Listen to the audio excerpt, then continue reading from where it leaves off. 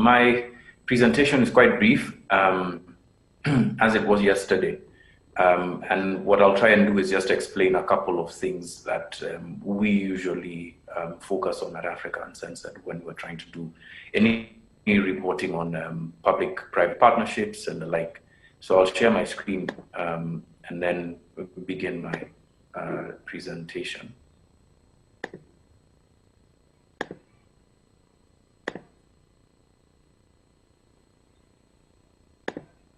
Okay, I hope that you can see my screen.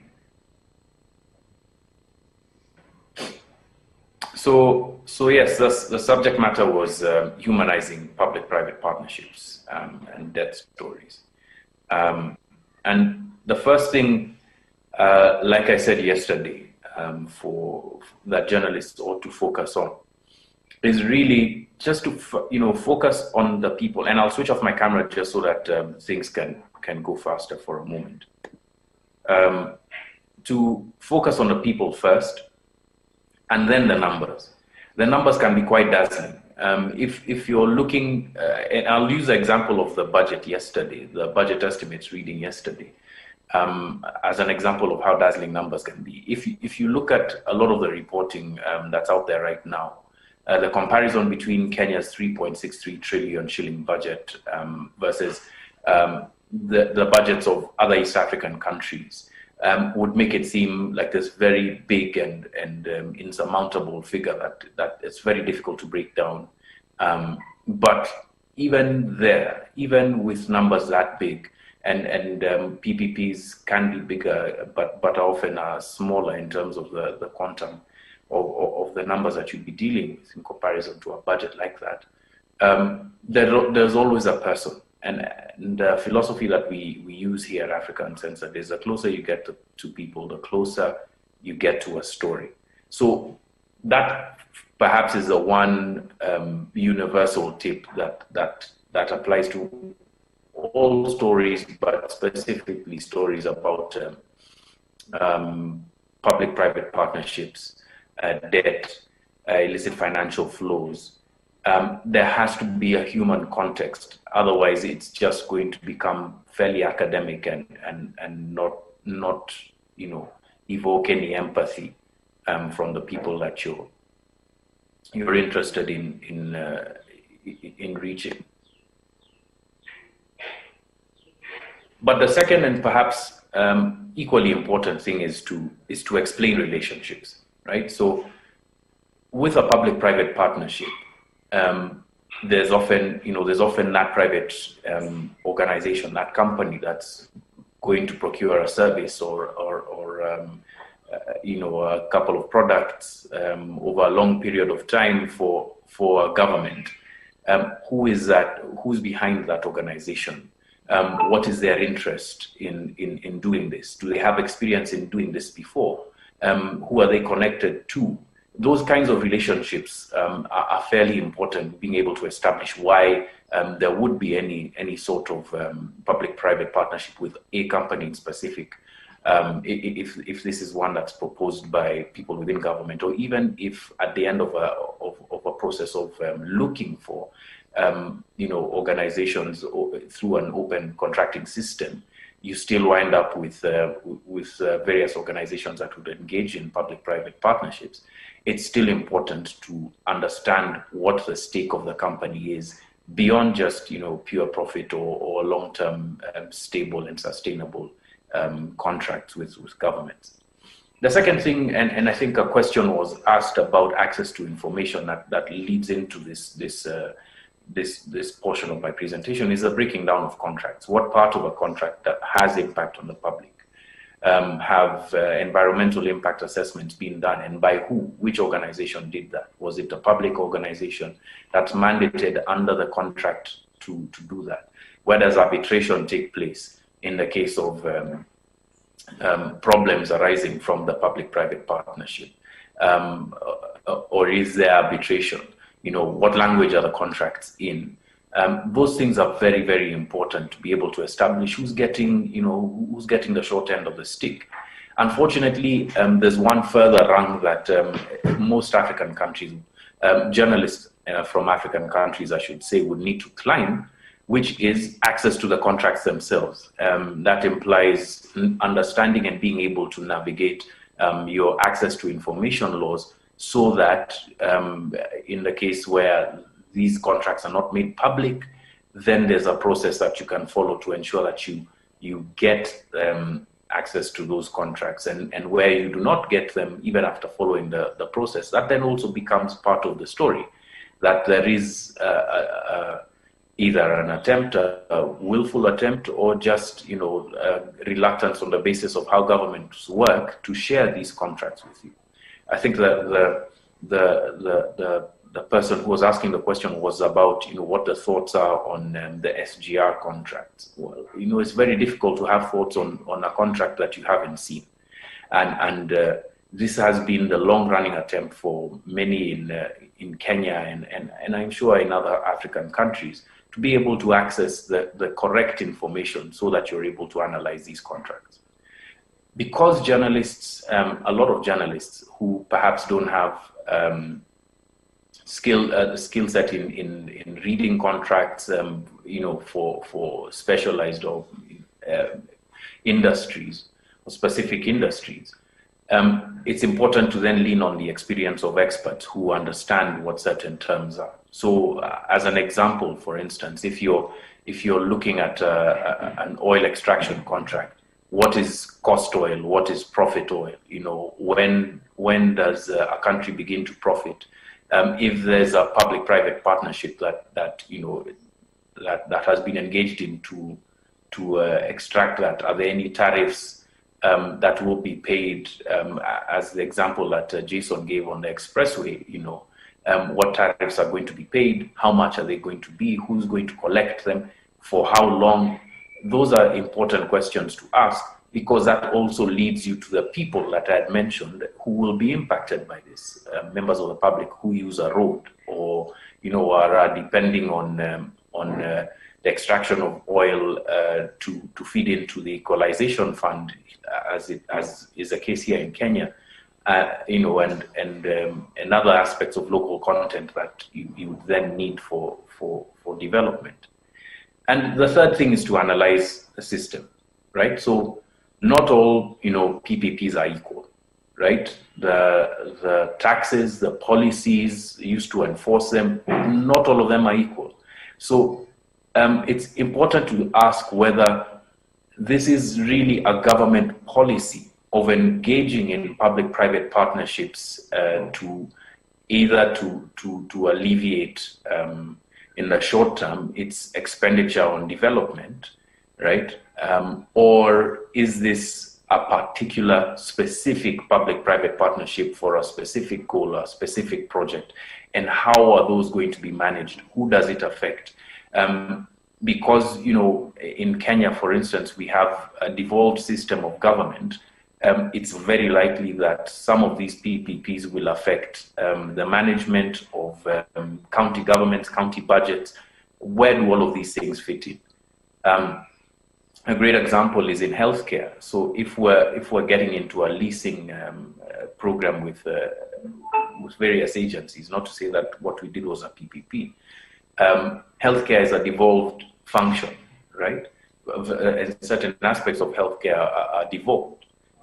How do the county governments fit into the infrastructure that's been set for a public-private partnership?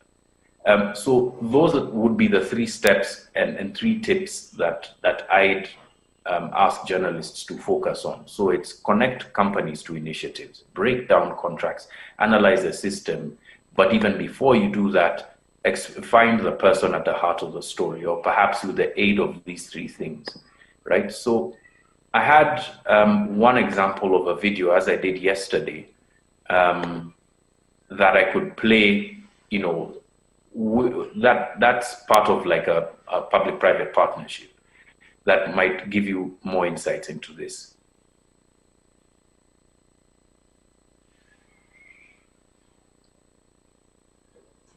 For the introduction part, and then they just sign an attendance list.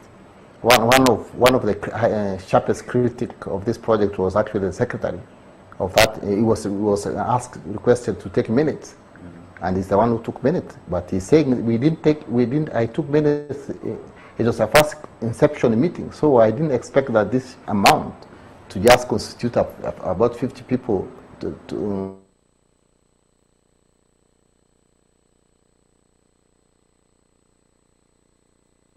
just make that decision. Any project which either developed by a private investor or not, there must be consent by the local authority. See, at that time, the county council. So there must be. I don't think the project would have proceeded to that effect. The Trust Land Act was not followed. And the funny thing about the Trust Land Act, or the good thing about the Trust Land Act, the steps that they set out were all coached in mandatory terms. So you did not have room to elect or select whether you'd follow step 1 and leave step 2, whether you'd substitute certain institutions that were meant to carry out the setting apart with what you think would do. It was clear as black and white. This is a procedure coached in mandatory terms. So anything short of it, any compromise to that process, then compromises the entire process. And we know a title is as good as the process. So if the process is impugned, then any document you hold at the end of the conveyor belt is unconstitutional. A divisional lands board was never set up to consult with the community. Instead, Marsabit County Council's Town Planning Committee was the body that approved the leasing of 150,000 acres to LTWP. This part of Loyangalani belongs to the predominantly pastoralist communities of Marsabit County. But even Google investors expressed concerns about whether locals had been adequately consulted. In a letter to Google CEO Sundar Pichai in early November 2015, 38 Google investors say they were, quote, deeply concerned by reports of violence, displacement and environmental damage associated with the Lake Turkana wind power project. In particular, we are seeking a deeper understanding of Google's process for ensuring free, prior and informed consent with indigenous communities impacted by Google's suppliers or by its own projects, end quote. The whole issue about full disclosure didn't take place.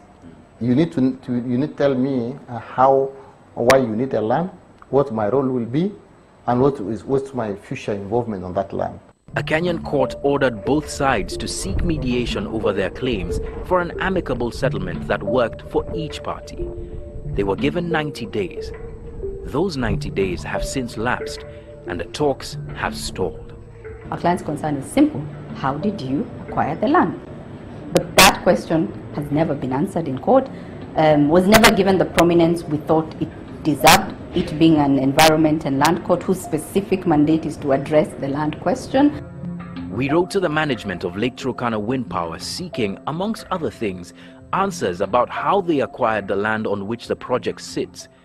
They wrote back, declining our interview request, saying that after reviewing our questions, they would be unable to respond owing to an ongoing court case and confidential contracts. Sarima village in Loyangalani looks like it's always been here, but these are new houses. The village was relocated in 2014, moved 1 kilometer away from its original location to pave way for the building of an access road to the site. Because the community was not a part of the negotiation, both Amina and Mali believe that a lot of the community's needs that could have been addressed weren't.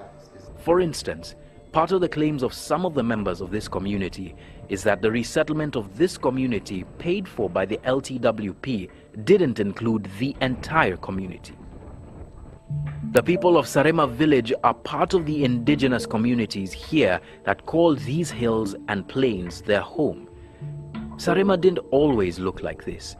It was a much smaller village, but the impact of the project has seen it grow from under 500 residents to over 1,500 residents.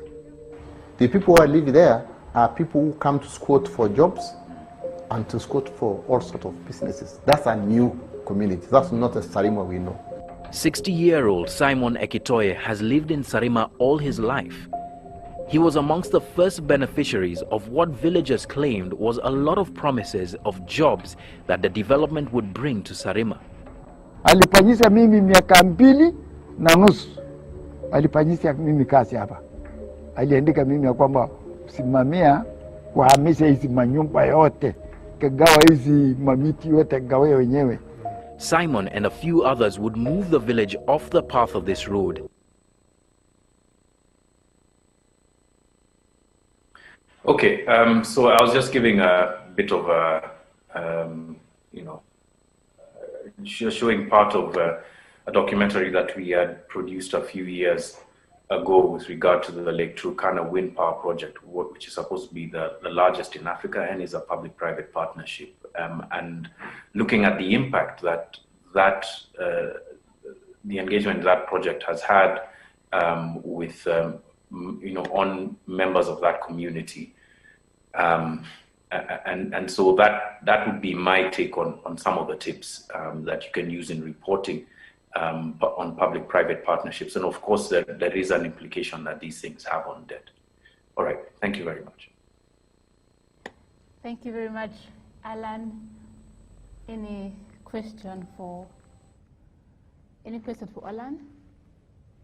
Yes, there's a question this side. A mic.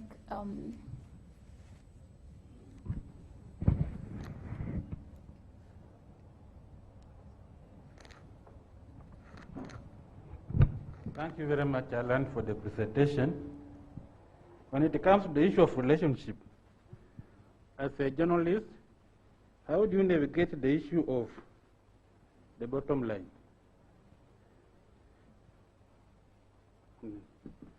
We know that media houses are owned by companies, and we also know that this information is not just hidden for the sake.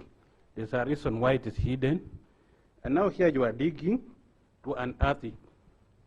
So it becomes sometimes challenging when you are going to expose information that your media house might not be keen on, and because of the proprietorship in the companies that are involved in the partnership, and also that there could be issues relating to what the government really needs people not to know. Thank you very much. I mean, that's a tough one, and it's an existential question that journalists pretty much everywhere face. What happens when your reporting comes up against the interests of your owners or of the political elite, the ruling elite, at that point in time? My answer would be, push as far as you can, but also choose the hill that you want to die on, right? And this is from experience, right? There's sometimes when you try and push a story, you have to really think about your own interests as a reporter. Do I want to keep my job, or do I want to keep reporting these things? The legend of these kinds of interactions would have you say, no, I'm going to do my job, and I'm going to report this, publish and be damned and the like. But we know that there are much more practical concerns that people have on a daily basis. So choose the hill that you want to die on. If you think that you're going to, you can survive without a job and perhaps publish elsewhere, then by all means go ahead and do it. But also weigh the risks that you might be facing should you choose that route. Will these organizations sue? What kind of pressure can be brought to bear on you should you persist with your reporting? And weigh those risks even before you start reporting, so that you're not frustrated in the end that you've done so much work. I think the other thing to consider is that there's a much richer ecosystem for the publishing of content like this outside of legacy media, right? And it would have just as much, if not more, traction than it would if you allowed it to be reported and perhaps massaged or watered down in a media house that you're working for. There's lots of people who'd be interested in publishing this content on your behalf. And it's a strategy that was used even in the 80s, where the 80s and the 90s, where if in Kenya, there's a specific story that journalists here have dug up but can't report, then they would share it or leak it to other reporters from outside the country and then report about that other reporting.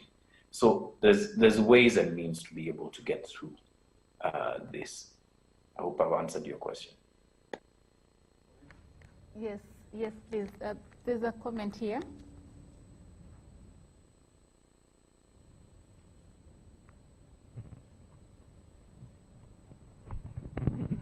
Thank you. I think John has done an excellent job, and that's what we call a seasoned journalist. If you've been in the field for some time, I think the explanation that John gave, that's very excellent. And we as editors who send out for such stories, these are the things we try to find out. The debriefing we get from the reporter on the ground. And I think John explained very well in his presentation. The issue is for a journalist try to find explained relationships with regard to PPPs. That's where that's where the elephant in the room is. I'll use the Kenyan example because at least I think around Africa or in the East African area region, Kenya is leading in the area of PPPs. And for journalists, this is the thing you have to check. And as John said, explain, try to extract the relationship. And especially try to learn to read the contract. I have had occasion to look at some of the contracts, although when I got hold of those contracts, I did not hold those contracts because from my heart as a journalist, but from my heart as a lawyer. So you'll be shocked at some of the contracts that Kenya goes through, goes between Kenya and the private partners. And not that PPPs are wrong. They're okay. In fact, in other countries I've seen, they work very well. And in the US, I've seen contracts where you find that the supply of electricity is not an issue of government. It's private organizations that generate and supply electricity.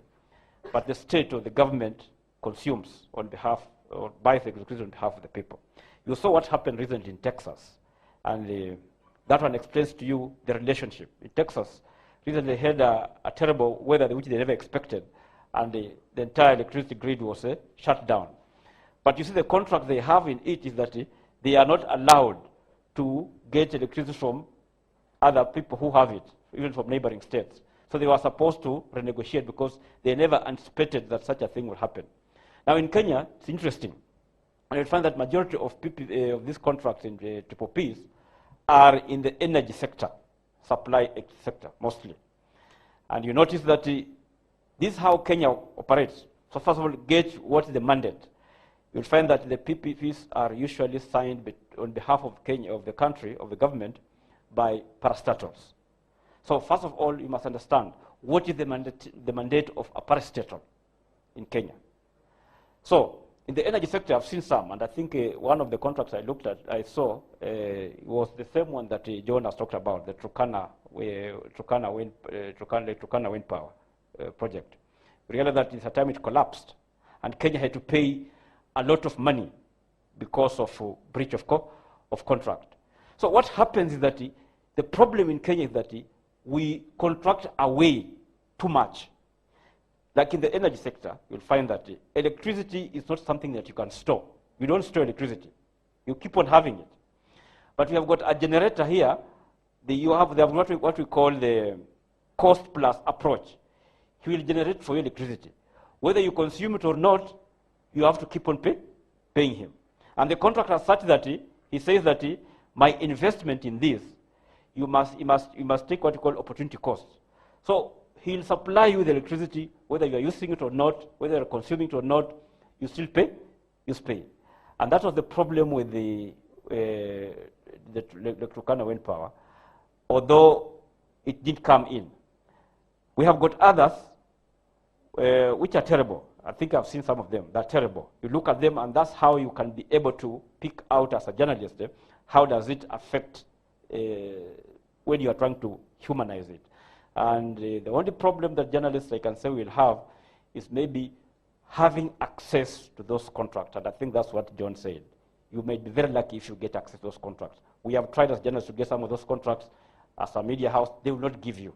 They say that they are confidential.